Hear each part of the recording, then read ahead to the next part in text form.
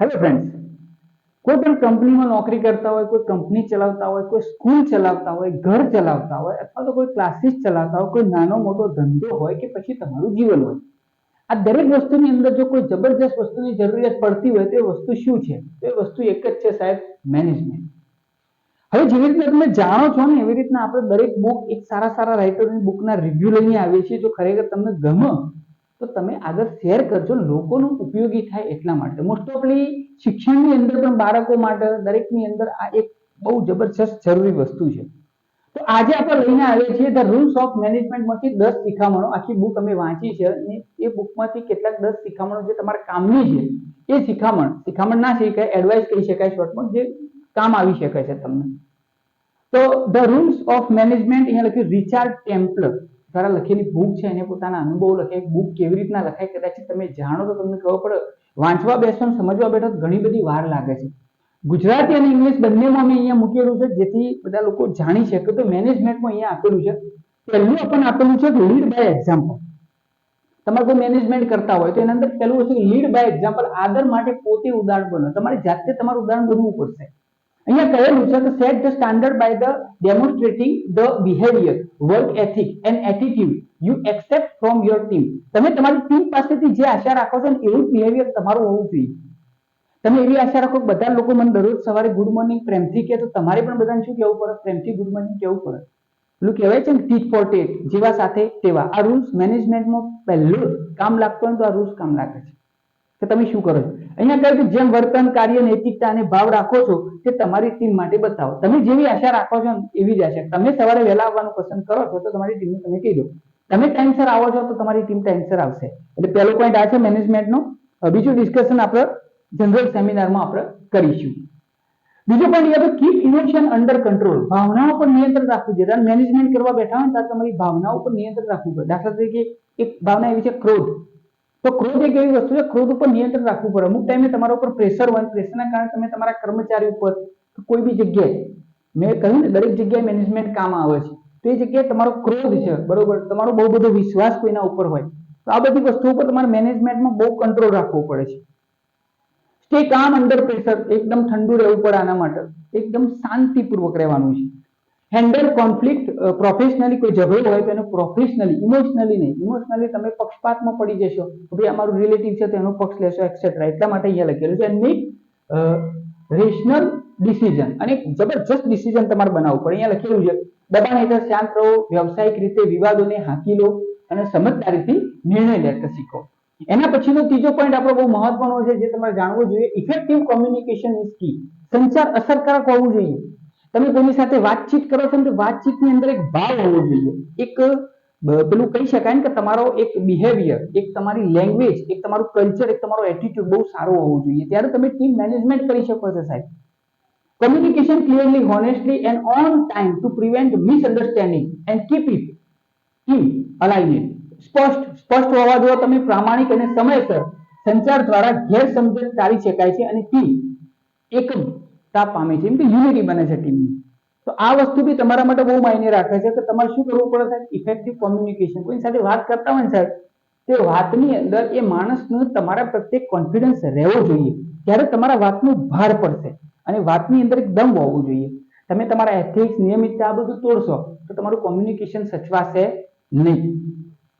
અમુક વાતમાં ફરી જવું, આજે કંઈક વાત કીધી હોય, કાલે બીજી વાત કીધી હોય, તો આ કંઈક ડિફરન્ટ છે. બીજું ડેલિગેટ, ડોન્ટ માઇક્રો મેનેજ. અહીંયા લખ્યું સોંપો, નિરીક્ષણ ન કરો. અમુક લોકો મેનેજમેન્ટમાં શું હોય તો બધું આપી દે છે અને પછી નિરીક્ષણ કરે કે આ કરશે કે નહીં કરશે. સાહેબ તમારો વિશ્વાસ હોવો જોઈએ. ત્યાં તમારું ઓબ્ઝર્વેશન પાવર હોવું જોઈએ. તમારી હેલ્પ કરવાની પૂરેપૂરી તમારી ક્ષમતા હોવી જોઈએ. અહીંયા લખ્યું તમારી ટીમ પર વિશ્વાસ રાખો અને કાર્ય શાણપણથી વિતરણ કરો. બુદ્ધિથી વિતરણ કરવું કે આપણને ખબર હોય કે ભાઈ આ માણસ છે તો એ ટાઈપિંગમાં સારું છે કે એને ટાઈપિંગમાં કામ આપવું જોઈએ. આ માણસ છે બોલવામાં સારું છે એને બોલવાનું કામ આપવું જોઈએ. દરેકનું કામ જે પ્રમાણે હોય છે તમારે જાણવું જોઈએ. તમે મેનેજમેન્ટ કરો છો તો એ પ્રમાણે એમને કામ આપવું જોઈએ. દરેકની કામ કરવાની શૈલી અલગ અલગ હોય છે, દરેકનો રસ પણ અલગ અલગ હોય છે. તો એ રીતે જો તમે મેનેજમેન્ટ કરો છો તો તમને ફાયદો રહેશે, તમારા કામમાં રિઝલ્ટ પણ કેવું મળશે? ઝડપી મળશે. વચમાં થોડી બ્રેક સાથે તમને કહી દઉં, ચેનલ ઉપર નવા હોય તો લાઈક, સબસ્ક્રાઇબ અને શેર કરવાનું ભૂલતા નહીં. આવી રીતના નવી સારી બુકો અમે લાવતા રહીશું. આગળનો જે પોઈન્ટ છે manage people not just work. ફક્ત કામ નહીં, વ્યક્તિઓને સંચાલિત કરો. અમુક લોકો મેનેજમેન્ટમાં સ્પેશિયલ કામ જ દેખતા હોય છે કે ના ભાઈ કામ જ મહત્વનું છે, પણ ક્યારેક ક્યારેક વ્યક્તિ બહુ મહત્વનું હોય છે. એ કેવું કેરેક્ટર છે, કઈ ભાવનાથી આપણી સાથે કામ કરે છે.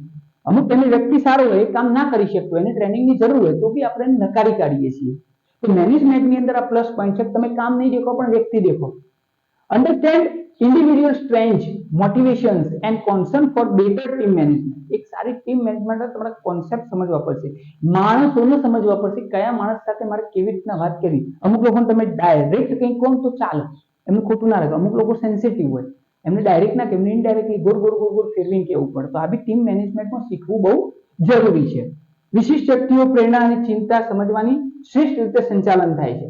પછી અહીંયા બીજું આપે છે સ્ટે સોલ્યુશન ઓરિએન્ટેડ. હંમેશા ઉકેલ તરફ ધ્યાન આપો.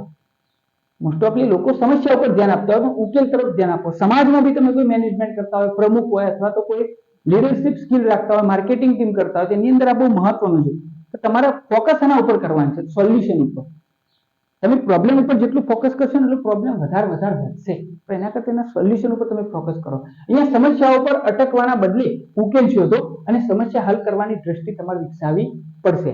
કેવી રીતના વિકસાવી એના વિશે આપણે ડીપમાં આગળ સેમિનાર લઈએ છીએ. તમારે કોઈ જગ્યાએ સેમિનાર રાખવો હોય તો તમે અમારો કોન્ટેક્ટ કરી શકો છો. આગળનો પોઈન્ટ છે કન્ટિન્યુઅસ લર્નિંગ ઇઝ એસેન્શિયલ. તમે ગમે તેટલા મોટા થઈ જાઓ સાહેબ, જે ત્યારે તમારા અંદરનો વિદ્યાર્થી મરી ગયો ને એ ત્યારે સમજી જાઓ કે તમે બી મરી ગયા. કન્ટિન્યુઅસલી શીખવાની ધગસ હોવી જોઈએ આપણી અંદર. લાઈફ ટાઈમ તમે વિદ્યાર્થી રહો છો તો સમજી લેજો તમે એક સારું મેનેજમેન્ટ બી કરી શકશો, એક સારા માણસ બી બનશો, એક સારું કેરેક્ટર બી તમારા અંદર ઉપસી આવશે. તો અહીંયા લખ્યું છે invest in self improvement and encourage your team to grow. હવે કેવી રીતના લર્નર બનવું તો એના વિશે આપણે વિડીયો ઘણા બધા મૂકેલા છે આગળ બી, બરોબર. તમામ ટોપિક ઉપર આપણે ચર્ચા કરેલી છે અને ભવિષ્યમાં બી ચર્ચા કરવાના છીએ.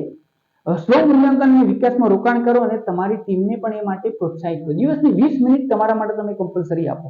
આવું આપણે આગળના વિડીયોમાં કહેલું છે, તો બી આજે ફરીથી યાદ અપાવું કે ના હું જે કરું છું એ સાચું છે, બરોબર. મારે આગળ શું કરવું જોઈએ મારા ગ્રોથ માટે, તો એનાથી તમારું સ્વ મૂલ્યાંકન થશે. Appreciate and recognise effort. પ્રયાસોની કદર કરો.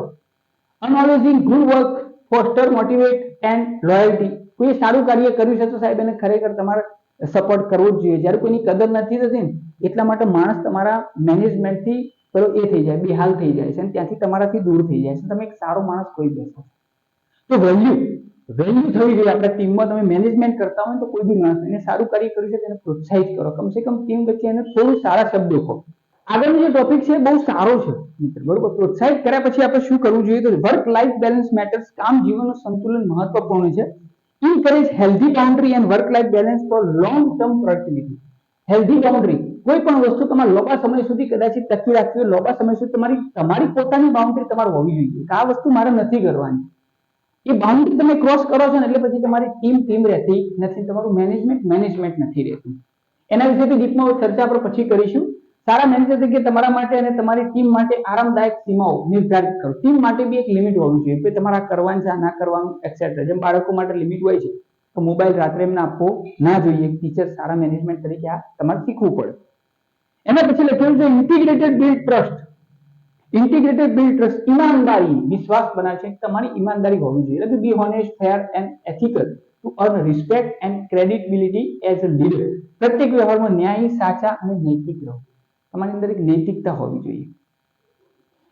હવે છેલ્લા મિત્રો બહુ ફાસ્ટમાં તમારો ટાઈમ સીધી બાદ ન બકવાસ રીતે આપણો બુક ખતમ કરી છે. છેલ્લે આભાર. તમારે વધારે જાણકારી જોઈતી હોય તો ચેનલને લાઈક, સબસ્ક્રાઇબ અને શેર કરો, બરોબર. આવી ઘણી બધી બુકો આવશે, તમે રિવ્યુ આપો અને તમે પણ આમાં કોઈ વિચાર વ્યક્ત કરવો હોય તો તમે કરી શકો છો. કોમેન્ટ બોક્સ તમારા માટે ઓપન જ છે. સારા વિચારો લખો તો એના ઉપર બી આપણે આગળ વિડીયો બનાવીશું. તો મળીએ નવા વિડીયો સાથે. હરે મહાદેવ. ઓમ નમઃ શિવાય.